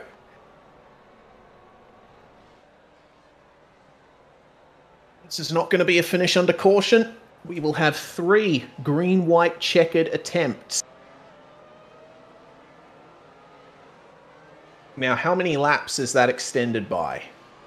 We'll extend it to 3 to go when they come up to get the green. So it'll be 3 extra racing laps. Oh, mayonnaise on tap. Oh, I like that. Give it to me. Chad Dalton making a pit stop there from 3rd place. Eric and Tilly also in the pits. They want the freshest tyres they possibly can and a little bit of extra fuel here for the final run to the line. Timu Toika, though, still out there in the lead. For those of you that don't understand what a green-white checker attempt is, of course, called overtime in real-life NASCAR now. The drivers will have 3 attempts to finish this race under green flag conditions. There'll be 3 waving of flags. First attempt will be green. Then the next lap they'll get the white and then the checkered. If we do not get the white flag waved, we will have another attempt at going green-white checker. We'll get 3 attempts of that. If we don't get all 3 attempts to the white flag, we will then finish it under caution. So, got a little bit of time for the drivers to get their heads on. But if we wave the white flag, we will continue racing to the checkered. Here we go then. The cars taking their places here behind the pace car. The line will be crossed momentarily. And we've completed 172 laps, so we have fulfilled the marker of tradition of Maximilian Jasmine Banter making his journey from Llanelli in Wales to the Banter estate and back. Apparently, I'm mispronouncing that Welsh town name. Would appreciate a couple of pointers. Know that I'm not going to be able to do it. I'm the worst at pronouncing normal words.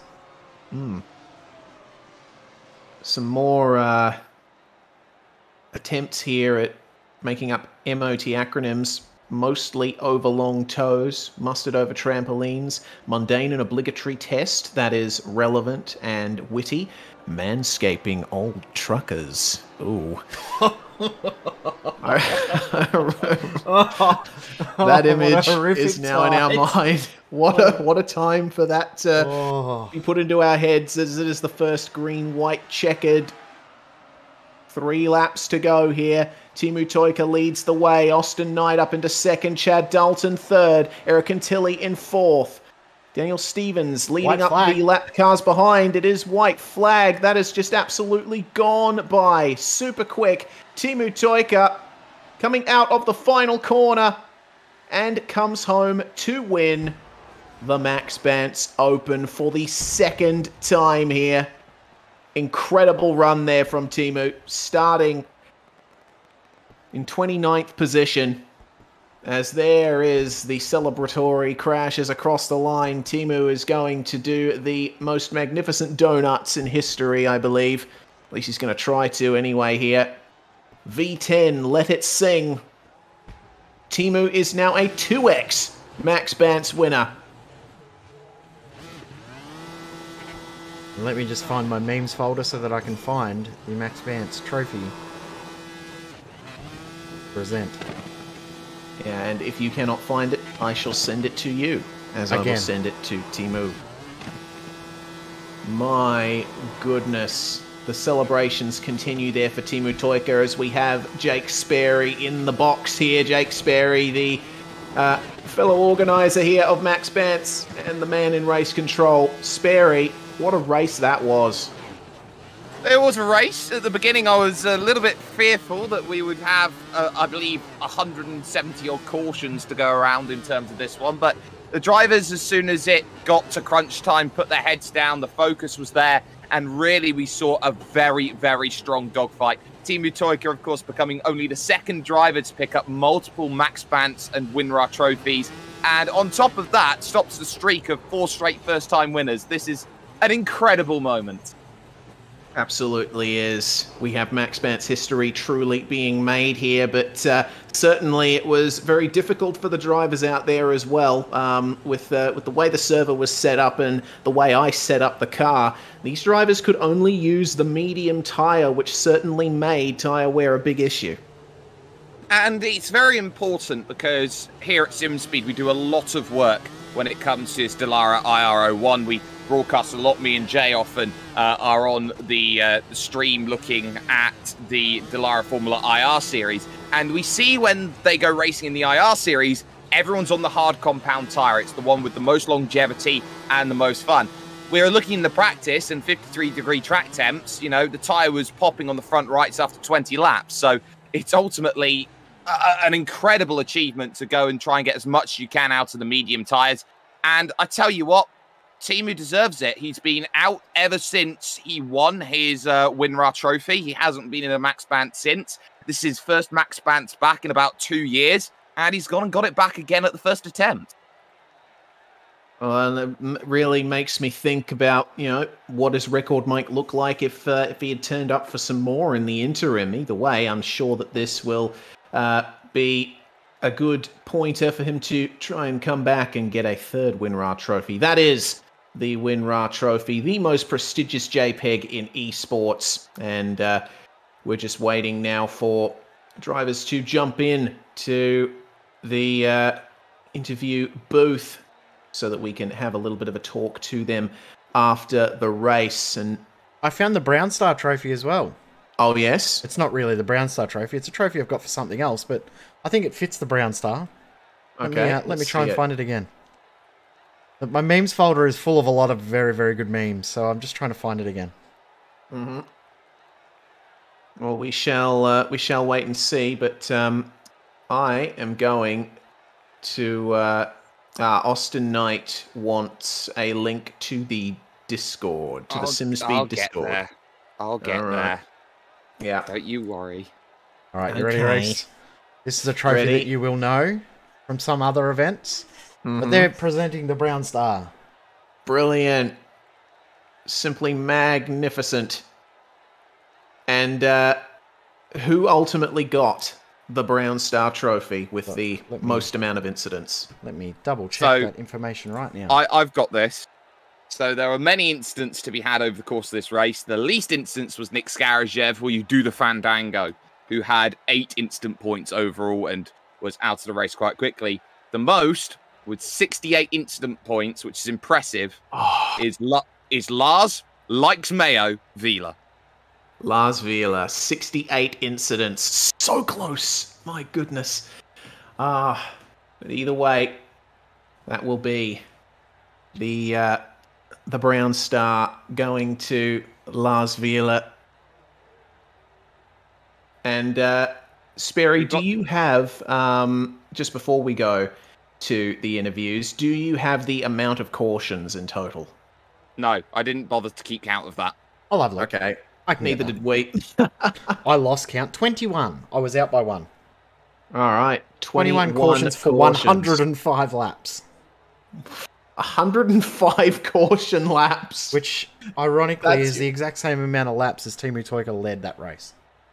Wow. So... I want to give the WinRAR trophy now to the Mustang. Yeah, so do I. Certainly, the pace car driver deserves it. Although, because the pace car driver did 105 laps, he didn't complete the same number of laps as Timu Toika, so he does finish a lot of laps down. Oh, no! Damn. That's a big shame. Timu Toika joins us in the commentary box here. Timu, you are a 2-time Maxx Bantz winner. Congratulations. How hard was it for you out there? Man, it was so hard, you can't believe it. No, it wasn't. But yeah, I mean, obviously, you know, it was a difficult race for a variety of reasons. One of them being the server being so far away. So I got clobbered a few times. I wiped out a few people, and yeah.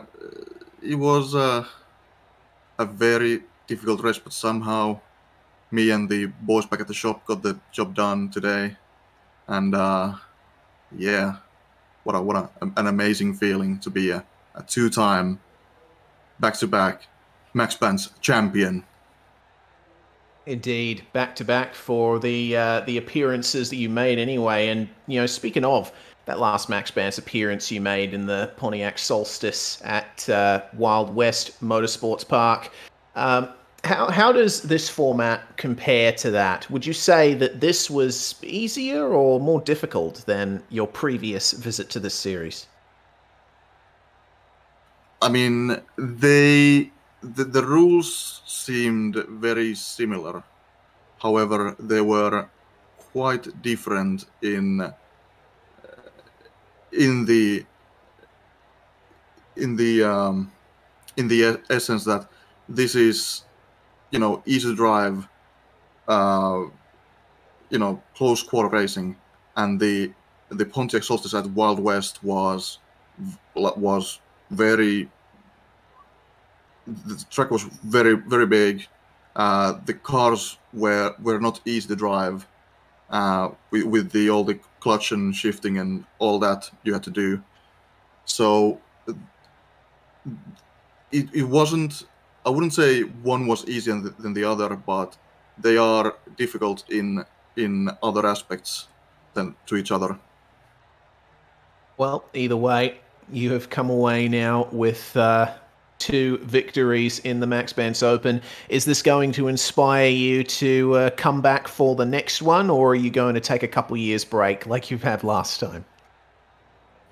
Well, I mean, I'm hoping that I'll be able to attend more Maxx Bantz races in the future, but now that I've won 2 of them, I'll certainly try to pick the events that I seem to be attracted to, instead of just doing every single one and trying to get that first win or second win. All right, well, fair enough indeed, Teemu. But before we let you go, is there anyone you'd like to give a shout out to, anyone you'd like to thank from your top step on the podium? Well, I'd like to thank my team, my boys back at the shop, Nexus Esports, for the amazing job they did for this event. And I'd like to thank my stream viewers at twitch.tv/Tesnaukki, and for all the comments, for the positive and negative comments they've given me. And I'd like to thank my new sponsor just this week, Imprimo.fi, for the awesome print jobs that they've done, and code Tesnaukki for 20% off your purchase. And yeah, thank you stream team for the amazing broadcast, and thank you organizers for the great event. Thank you. Very smooth plug there from Teemu Toika. Teemu, 2-time Toika now is his nickname in Maxx Bantz. And you know what, Jay, I'm absolutely loving the fact that, you've got these standings up. The overlays are from Last Man Standing, but the backdrop is Le Mans. It's simply incredible. But we do have Austin Knight in the commentary box here. Second place for you, Austin. Congratulations. After starting from 18th, I mean, we certainly weren't expecting you to be in contention at the start, but you got there in the end. Yeah, it was just it was a lot of turning left, a lot of dodging. I just followed the 5 Ds of dodgeball: duck, dip, dive, duck, and dodge. That's 2 ducks. That's the joke. Beautiful. And I somehow came out of that in second place and with all 4 faster pairs, so that's a win in my book. Excellent stuff. I mean, it must have been very difficult to resist the temptation to get that fast repair done, because I had a few drivers that under pit tried to take it away from me under the pace laps, so it was a running joke in the Discord. But yeah, can't believe that would happen. I'm just surprised to be here. Best Maxx Bantz finish ever, and best overall league race finish ever. Well, that's certainly an achievement that you should be proud of. It's a shame that we don't have the WinRAR trophy in grey, silver. Otherwise, I'd give that to you right away. But how does this compare to the other Maxx Bantz events you've done so far? Where does it rank? Caution-wise, first. Yes. Banter-wise, first. Stress levels, I don't want to talk about it. Oh dear. Oh my goodness. I might be I might be streaming with an animated avatar right now, but you can tell that avatar has seen some years on his life and wants to die. Oh my goodness. Oh my lord, yeah. So, I mean, either way, this is a great result for you to come away with after starting well outside the top 10. You managed to survive. You managed to get to the end. Do you feel motivated now with this second place to try and go for that first WinRAR trophy? Absolutely. I can only go up 1 spot from here, and I know I can last to the end of your crazy concoctions of torture and all that stuff, but you know what? I like it, and I'm a sadist, so let's do this. Excellent stuff. Well, we hope to see you next time, Austin, and we hope to have a chat to you again after the race. Before we let you go, anyone that you'd like to give a shout out to? Absolutely. I want to thank all my friends who stopped by and watched us, everybody in the RCG Motorsports group, everybody at Artesian Builds, my wonderful sponsors, and also my employer that put up with me from time to time. And I know I'm probably going to get canceled if I say this, so I'm just going to say this. I want to say thank you to everybody at Insert Broadcasting TV iRacing company name here. Okay, so I don't get removed from your channel. All right. Beautiful. Austin Knight, second place in the 14th running of the Maxx Bantz Open, the Archbishop of Banterbury. Well, Sperry, that brings to an end proceedings for tonight, and wow, I certainly wasn't expecting a lot of what came out of this race. You know, there's been occasions on Maxx Bantz in the past where, you know, I've known exactly what we'd be getting into, but, you know, even with this one, I felt that this threw up a few surprises. I think it did as well, and I think it's very important to be diverse when it comes to Maxx Bantz. We've done 14 different Maxx Bantzes. We've had 14 different formats, and everyone goes, oh, this format's good. Oh, this format's not good. Some drivers are not happy that they got tapped up from behind with every little hit that went on under cautions. This was going to be a caution fest. What more were you going to expect? You all in the suggestions point of the Maxx Bantz Discord went, run Bristol, please, run Bristol. No, I've done it now, so we don't have to do that again for a very long time. But what I will say is that I already do have the idea for Maxx Bantz 15. And importantly, I want it to be a homage to one of the great racing drivers that has been out there. I won't say any more, but we're coming up on an anniversary in September. And for that, we're going to have a really, really fun race. And I hope that everyone's going to go out there, is going to enjoy it. And hopefully they're going to like cars which don't have very much in terms of a fuel tank. Oh, what could that mean? Let's see in 13 weeks' time, where I'd say in about 11 weeks' time, you'll be able to catch the trailer for that on my YouTube channel, Southpaw Racer, and the live stream on the Southpaw Racer channel and on SimSpeed TV.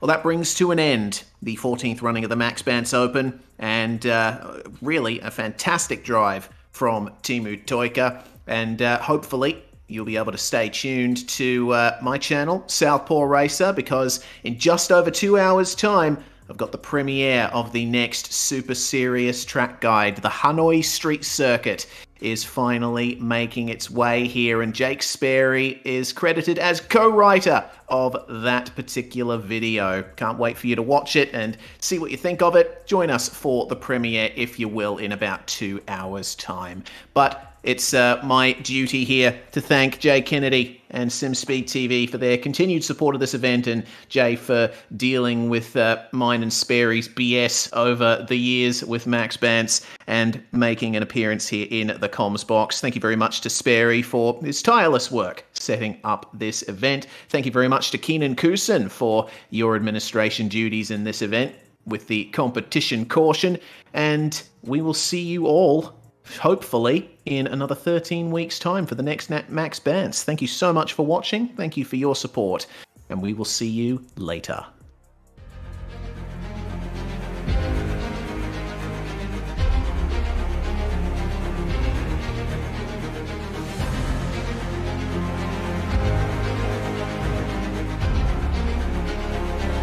This is fantastic. This is GT racing right now. He's got traction, he's got rhythm outside of both of them! Maloney! Oh, he's taken Anderson! Anderson's up top! Oh my god! Big crash! Oh my goodness, half the field's gonna get involved! Second very close. These guys are want to make their way through the field very quickly. Oh, here we go! Oh no! That's massive! This is it! This is over! I can't believe this! Oh my god! God, what?